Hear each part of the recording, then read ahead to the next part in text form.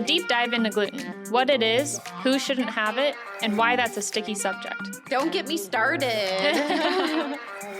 This is Straight Talk About Smart Food, a podcast about that fascinating place where food and science intersect. Welcome to Straight Talk About Smart Food. I'm Rachel Matasic, Senior Scientist here at MGP Ingredients, and I'm joined by... I am Sarah Gudkowski-Fisher. I'm the Food Technology Manager. And Jen Dunn Carlson. I'm another Senior Scientist here at MGP. So we're here to talk to food scientists about food science stuff. As food scientists, I think we can get really passionate about things. We've seen a lot of new products hitting the market that are gluten-free. There's a rise in these products, and we get the question a lot, is gluten bad? Mm-hmm. Right, yeah, so is gluten bad? What is gluten too, I think, as well. So, Jen, do you think gluten's bad? No. Like the short answer, right? No. I don't think, I think it gets a bad rap, in my opinion, right? I think gluten has really good things about it, especially when you're talking in food products and food product development. So no, I don't think it's bad.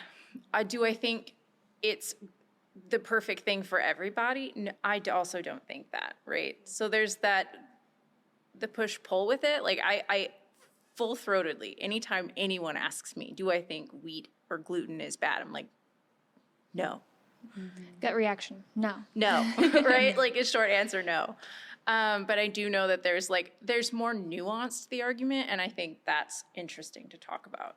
Yeah, I know it's like 1% of the American population has celiac disease, so they should be a 1.5 avoiding. to 2, yeah. And then another percentage is gluten intolerant, but then there's some, if it's medical or self-proclaimed gluten intolerance, but then there's like 30% of the American population that's avoiding gluten. And we've seen that this number fluctuates. This year it's going down. It's previously been higher.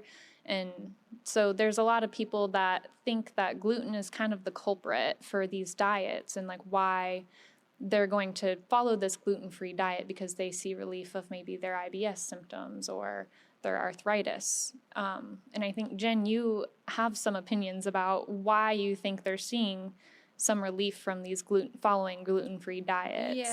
Yeah. So like as you're removing gluten, right? Most people when they're doing these restrictive diets, it's not just gluten they're eliminating from their diet. They're usually like, especially when you're talking IBS or even with arthritis, a lot of times, or even any autoimmune disorder, a lot of times they'll be like, well, try a low FODMAP diet. So that's like, I always forget all of the acronym, but it's like fermentable oligosaccharides, disaccharides, oligosaccharides, and polyols, right? And so that comes from a host of stuff.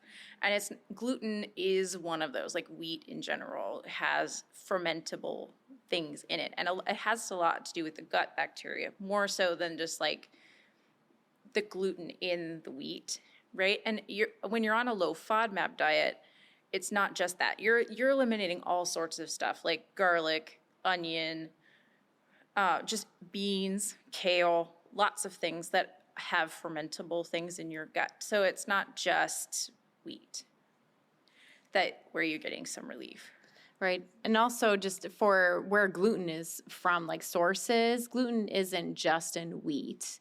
It could also be contaminating during processing to other sources, like sometimes oats might be contaminated with it. Oats get a bad rap. Right, but otherwise there's, facilities that they make sure that they're not contaminated with those other types of allergens. Triticale, did I pronounce that one? Triticale. Oh, okay, that was it, thank you. So that one also could have that gluten in it. What else is it? Barley and rye. Is a big one. Yeah. I think some of my favorites are whenever I buy a yogurt that really says on the front in big letters, gluten-free. Thank or goodness. Just that my gluten-free oranges. milk. So it's important, I think, to know where to identify where gluten is and where it's not. Definitely not. So I think we had talked previously, Jen, you had a friend that is gluten intolerant and now has to avoid beer. Yeah, that one kind of sucks too, because like beer, like they're getting better. The gluten-free beers are getting better. They are, but man. Do you know what they're made from? Oh, well, I mean, the adjuncts you use vary a lot, right? And even in Dom draws, that you're seeing like corn is a big one. That's definitely gluten-free. A lot of them tend to be rice. I've seen sorghum. But like, as long as you're not using barley or wheat as an adjunct, which they do in some beers, then it's definitely not gluten-free. But barley malt is one of the, primary flavorants. So that's where I think when you talk about typical beer flavor, usually it's from the barley malt. I do like beer. And usually for that population, like that around 2% that are avoiding gluten because, they talk to their doctor, they had tests done, they know that they're not supposed to have gluten, like celiacs. It makes sense because it's where it's autoimmune disease, and so it causes their immune system to damage their small intestine. Yeah, so that makes sense why they wouldn't consume gluten because that would really cause a lot of discomfort. And then also, then they can't absorb a lot of nutrients as well. So micronutrients. So that makes sense why, celiacs would stay away from gluten. But some of those gluten-free products out there, while I'm happy that they're out there for those who have celiac or gluten intolerance, but they're improving. Yeah, they're improving, and that's great because there's awesome food scientists working on those products. But it's just where it is kind of hard because they're trying to use like almond flour and other types of flour, rice flour that just don't have that functionality like gluten does from wheat, especially because gluten. Let me pull up. I have some bread to explain this. Bread? To explain this. I work better with props. So I have a slice of bread that I made, and it's actually keto bread too. So high 2 protein. 2 grams of net carbs too. So I make that with our Arise wheat protein isolate. So that protein, it's like gluten, but it's more of that starch is washed away, so it's a higher protein content. It's an isolate now. And also our FiberSim, dietary fiber, it's that starch to have that structure, but that gluten is really helping out to stabilize that structure. So it helps out with that extensibility and also elasticity that you don't see, or it's a lot harder to mimic in gluten-free products. So, Sarah, I have a question. Yes. Because I know that our Arise and our FiberSim products are considered low FODMAP. Yes. So would this be a product that people doing a low FODMAP diet could eat? So that's actually where I would have to send off this final product for testing, and for that to be certified the low FODMAP. You can't just look at each individual ingredient. You have to do testing of that final product. And that kind of also leads into if someone were to make like a gluten-free product, then you have to look at those claims as well. So those claims would be you have to have gluten under 20 parts per million.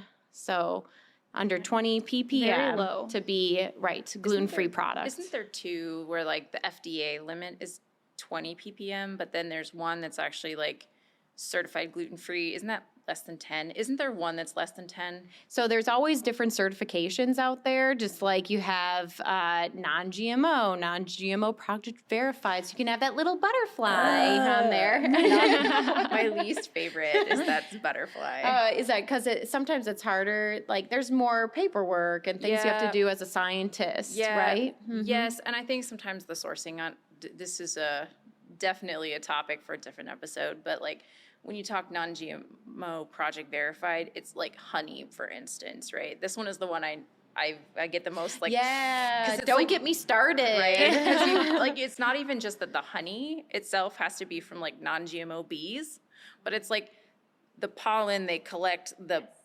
honey from, like for the honey has to be like also from non-GMO crops. So there's like when you have non-GMO honey, you have to like have your beehive such that it's some ridiculous radius too, like 50 miles. It has like 50-mile radius or something like that, where the bees cannot collect pollen from GMO crops. Right. I literally did not know this. That's crazy. irritating. That's what it is. Also, I'm not sure if you guys knew just how many people can define gluten correctly. A study was done. It was only 8% of the people who were in this study. Whole Grains Council, 94% eat gluten some or all the time, 5% avoid it. Back in 2021, it was 8% avoid it. So going down. But it's also just a lot of people don't understand what gluten is. So Are you going to tell us what gluten is? No, I want Jen to explain this one. It's pretty fun. Gluten isn't actually a protein on its own, right? It's two proteins. There's glutenin and gliadin. And together, by their powers combined, right, they form gluten as a network. And you see it when they start interacting together in bread. Like, I don't know if you've ever done like the window on the bread, like when you wash the flour and you make a paste and wash it, you can eventually like stretch out this really disgusting looking ball, but you can actually see the spider web of the gluten network. And they call it a gluten network because it's the two of them working together. Some may call it disgusting. I call it beautiful. It's just a little sticky, you know? Sticky. That's okay. Yeah, I don't do sticky. Right, yes, exactly. Yeah, texture is a huge thing. And really how you're feeling it throughout the processing steps, how to, help out with that dough handling. And so that's where the Arise wheat protein isolate, you should try putting that into more products because it really helps out with that dough handling, reducing mix time. And the stickiness. Yeah. Gluten is the only plant protein that I know of that has that property to make this like 3D glassy window structure and have that in baked goods, which is what I think is so unique. Yeah, and that's why it's like basically ubiquitous in baked, like yeast leavened bread, right? And it has that ability to capture air. Yep. The gas cells definitely are supported from that gluten network. It is just awesome. As we saw in Sarah's picture, perfect bread over here. Yes, exactly. The bread again. Structure. Yes. So even. Moisture retention, volume. What else? Oh, also, if you're comparing like just normal bread to gluten-free bread too, I think that when you're purchasing this gluten-free bread, you're going to be doughing out more money or dough. I like your pun there. Yeah. Shelling out some more dough. Yep, shelling out some more dough, yes, with that gluten-free bread. It is more expensive, because it takes a lot more research, more expensive ingredients too, potentially. It really say depends. That's true. Wheat flour is relatively inexpensive, right? When you start talking about the alternatives, especially when you get like tapioca, which isn't particularly grown in the U.S. or that have that import cost. Or like almond flour. I don't know when almonds have never been cheaper than wheat. Yeah, it's really interesting as food scientists that not only do we understand that functionality of all these ingredients, but at food companies, we're really putting on a lot of hats. We got to think about what is the price of this ingredient? What's the functionality, the quality of it over time, the nutritional value. Exactly. You have to kind of wear everything, which is, I think, fun for a food scientist. Right. Sure. Well, and I think that's why most people, like when you start talking to your family, right, all of a sudden you're their doctor, you're their nutritionist, you're their everything. I'm like, no. I know a lot about food, but please don't make me prescribe your diet. That's nope. It's funny. My mom, speaking about gluten-free, she sent me the other day a picture of her freezer squash, and she said, this didn't used to be gluten-free before, and now it says gluten-free. Should I be worried? It's the same squash. No. They're just, now it's being tested and certified as gluten-free. Oh my gosh. I think it was Chex, right? They, the rice Chex have always been gluten-free because rice is gluten-free, right? But they put gluten-free on the box, right? This was way before gluten-free became a popular thing. And they gained so much market share because all of a sudden this was like a gluten-free snack for your kids. And I was like, that was literally a packaging change. Yeah. But it's also good that people can see that, and if they do need gluten-free, then they can feel just more at ease too. Right, and I think that's, I don't know if it's a failing or just like where that education about ingredients is so important, right? Like as food scientists, we know there's only a handful of ingredients that naturally contain gluten, and then the rest is like usually cross-contamination. But oats. Yeah, oats is a big one, yeah. But we're seeing a lot more oat products now that are being certified gluten-free. So the cross-contamination comes from the fact that the grain silos are purposed for both, right? And if you've ever seen like a non-flaked wheat berry and a non-flaked oat kernel, they look similar. They're both grasses, right? So the silos are used interchangeably. So it's difficult to separate them out entirely. Yeah, so always important to really look at the labels if that is something that, like celiacs, they know more about that, where the gluten is coming from. There's others with gluten intolerance. There's also some studies and research about those with gluten and arthritis, and it's really just kind of going through grad school, more research is always needed. That seems to be always the end of your thesis or your conclusion. You're like, more research is needed. Always. Well, that's why it's called research. Exactly. That's what we were taught too. Research. Yes, exactly. And so some people think that there is a link between celiac disease and inflammatory arthritis. So especially those with rheumatoid arthritis, and they might be at a greater risk of developing celiacs. Oh, interesting. Yeah. So, however, it's really just that you got to talk to your doctor, changing just one thing at a time to make sure that what is the real culprit. And also the biomedical community is under consensus, apparently, that they don't support gluten-free diet to control arthritis, except, of course, celiac, gluten intolerance, and of course it always comes with that caveat again, more research is needed. So we can determine gluten isn't always the villain, but are there some health benefits to including gluten or wheat or whole grains in your diet?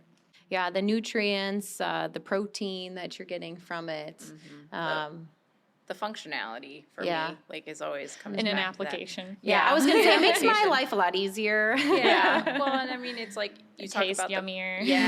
Or like the protein content in your application that you're looking at, right? Yeah. If you're making a baguette loaf or like a super dense bread, you're going to use a protein content that's different than if you're making a cake or pastry.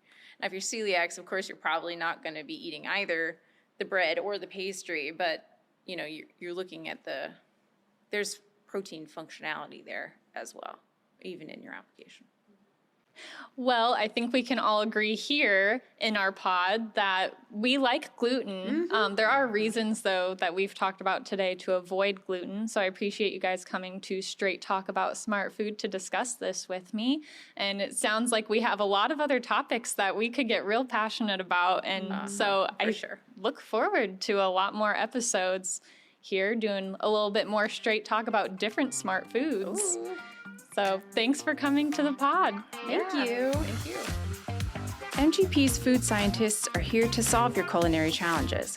Contact us to discuss how we can help provide delicious solutions for you. Go to mgpingredients.com and click Contact Us. This content is for informational purposes only and should not be taken as, nor is it a substitute for, professional medical advice, diagnosis, or treatment. Always seek the advice of your physician or other qualified health provider with any questions you may have regarding your diet, health, and/or medical condition.